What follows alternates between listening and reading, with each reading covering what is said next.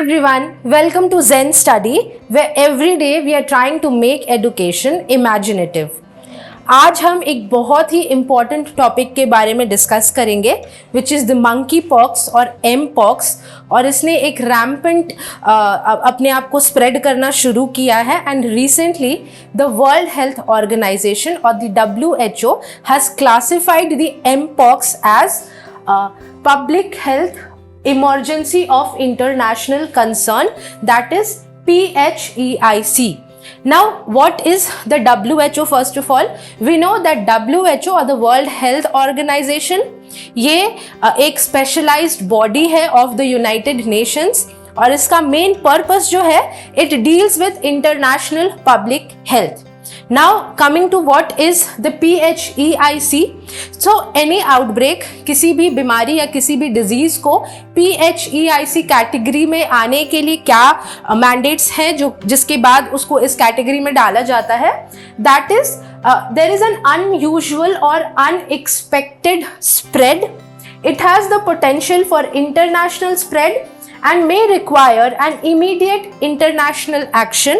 So these are the three conditions जिसके बाद कोई भी डिजीज या कोई भी कोई भी सिम्टम है जिसको इस कैटेगराइज PHEIC कैटेगरी में डाला जाता है. Now what अब इंडिया में इसके क्या अभी रिसेंटली वी हैव नोन कि अभी हाल में एक दो दिन पहले पाकिस्तान में भी इसके केसेस देखने को मिले हैं.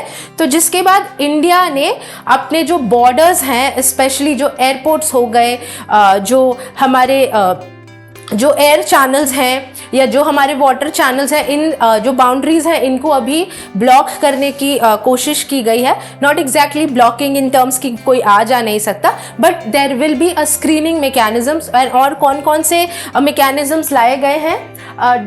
That is there will be health units at airports, seaports and ground crossings will be sensitized. वहाँ पर एक ऐसे हेल्थ प्रोफेशनल को तैनात किया जाएगा हर एक ऐसे एयरपोर्ट्स पर जहाँ पर इंटरनेशनल जो फ्लाइट्स हैं वो आती हैं, सो दैट हम उनके एंट्री पर ही उनको स्क्रीन कर सके. एंड अगर ऐसे कोई भी सिम्टम्स हमें नज़र आते हैं तो उनको वहीं से अलग कर दिया जाएगा या क्वारंटीन कर दिया जाएगा.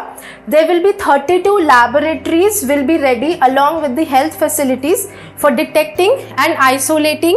अगर ऐसे केसेस कोई भी दिख रहे हैं तो हमने स्पेशलाइज्ड एम पॉक्स के लिए 32 लैबोरेटरीज अभी इस्टेब्लिश किए जाएंगे इन इंडिया, सो दैट हम जितनी जल्दी हो सके हम अपना काम स्टार्ट कर दें जैसे ही हमें कोई भी केस एम पॉक्स से रिलेटेड इंडिया में देखने को मिलेगा.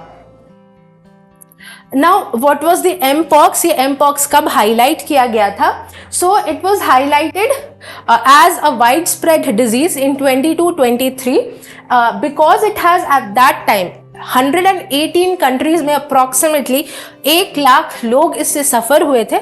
इसीलिए 22-23 में इसको एक वाइड स्प्रेड डिजीज का नाम दे दिया गया था by the WHO.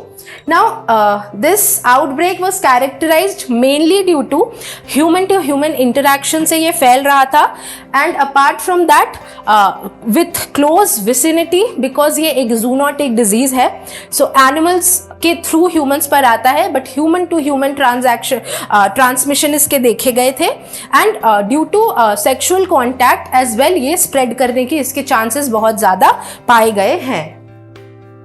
Now when we come to what exactly is this mpox या monkeypox, शुरुआत में हमें पता था that ये जो एक zoonotic disease है वो spread होता है monkeys के through, but now with study it has found out that rodents also are responsible. Rodents are those animals such as squirrels, mouse, rat, जिनके front के 2 दांत बड़े होते हैं and they nibble their food, so those are called rodents. तो इनके through भी ये डिजीज जो है ये स्प्रेड हुई है. इसीलिए now it is not known globally as monkeypox, but now this name has been changed to mpox. What are the various aspects related to this? That it is basically a self limiting disease. ये viral disease है, but it is a self limiting viral disease. इसका मतलब ये है कि ये खुद control कर सकता है। इसके स्प्रेड होने के बाद ये खुद ही कुछ टाइम के बाद इसकी एक्टिविटी कम हो जाती है। बट ये पाया गया है कि अगर कोई छोटा बच्चा है या ऐसे लोग हैं जिनकी इम्यून सिस्टम कम है, सो दे can get affected adversely by the action of the mpox virus, and it might even be fatal and can lead to death. Coming to the categorization of the mpox, it belongs to the family of poxviridae, which is a double-stranded DNA virus. Now, the poxviridae virus is responsible for all the lesions जो हमारे bodies में होते हैं, such as smallpox, chickenpox वाले जो virus हैं, वो mpox भी उसी category में lie करता है, क्योंकि इसमें भी वही same symptoms देखे गए हैं, that is boils on the body and skin rashes, red color के rashes हो जाते हैं जो शरीर में। mpox is responsible for that, as we can see from here, and it is a double-stranded DNA virus. We know that there are various categories of virus: double-stranded DNA, single-stranded DNA, double-stranded RNA, as well as single-stranded RNA. So this belongs to the double-stranded DNA virus, and these are the kind of rashes that develop on the skin surface. So you can see it's pus filled and very painful, very dangerous also, and highly communicable disease. Now, coming to where this mpox was first discovered. Mpox was first discovered in 1970 in Democratic Republic of Congo. Now we know that this Democratic Republic of Congo ये एक landlocked body है central part of America में, और इसी की वजह से इसके maximum spreads जो इसके आसपास के countries हैं वहाँ पर भी बहुत ही easily और बहुत ही rampant तरीके से ये mpox virus जो है ये spread हो गया है। Now, what is the transmission method of mpox? ये किस तरीके से spread होता है? We know that it is a zoonotic disease, that is humans में ये animals के through आता है, but humans to human transmission भी इसके बहुत ज़्यादा रैम्पेंट है, और ये human to human communicable disease है through with the means of touch with अगर आप कफ करते हैं, अगर आप स्नीज करते हैं तो उसके थ्रू आपकी जो सलाइवा है उसके थ्रू स्प्रेड होता है, फिजिकल कॉन्टैक्ट के थ्रू स्प्रेड होता है, and again also sexual contact भी है इसके स्प्रेड होने के एक प्रोबेबल रीजंस। और इसके जो सिम्टम्स हैं mpox के वो जस्ट लाइक अदर जो पॉक्स रिलेटेड सिम्टम्स होते हैं such as common cold, coughing, sneezing, आपकी बॉडी में रैशेस हो जाते हैं जैसे हमने आपको प्रीवियस स्लाइड में दिखाया था, इस टाइप के बॉडी रैशेस बन जाते हैं स्किन पर, and it is very painful and very difficult to heal after you get those rashes. बहुत टाइम लगता है वो जो बॉयल्स बन जाते हैं बॉडी में उनको हील होने में।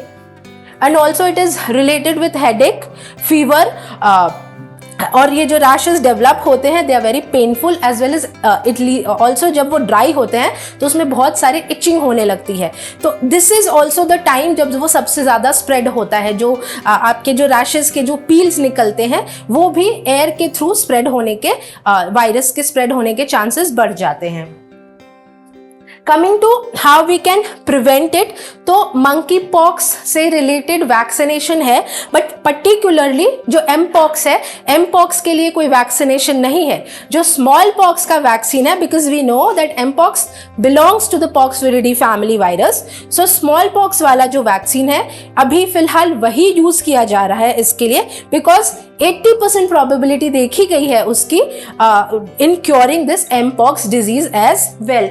And the US Center for Disease Control and Prevention, इन्होंने एक मैंडेट जारी किया है that all the people who are involved in the treatment of this disease, such as the health professionals, the medical professionals, the nurses, the staff who is dealing with the people, the patients of mpox, they have been advised कि वो ये vaccine जो है वो definitely से ले लें।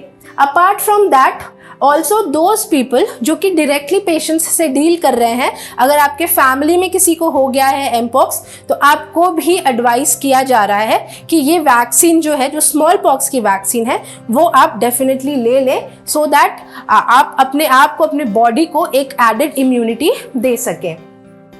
Apart from that जो मंकी पॉक्स का जो ट्रीटमेंट है, so the drug which is called Tecovirimat is the licensed drug for treatment of this pox related disease. So Tecovirimat is the drug that is being currently used. ये एक antiviral drug है और इसके help से we can get rid of this viral infection. So but we should not wait to get this monkeypox.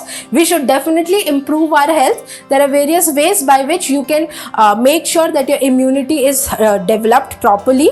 So please take good care of yourself, and let's not wait for this disease to come into India. After that we'll start taking precautions. Please use masks while you're traveling in local transportations, or even if you're going outside, try to use masks. Try to sanitize yourself, try to sanitize your hands, and keep yourself clean. Apart from that, just take very good care of your health. I hope to see you in the next video. Thank you.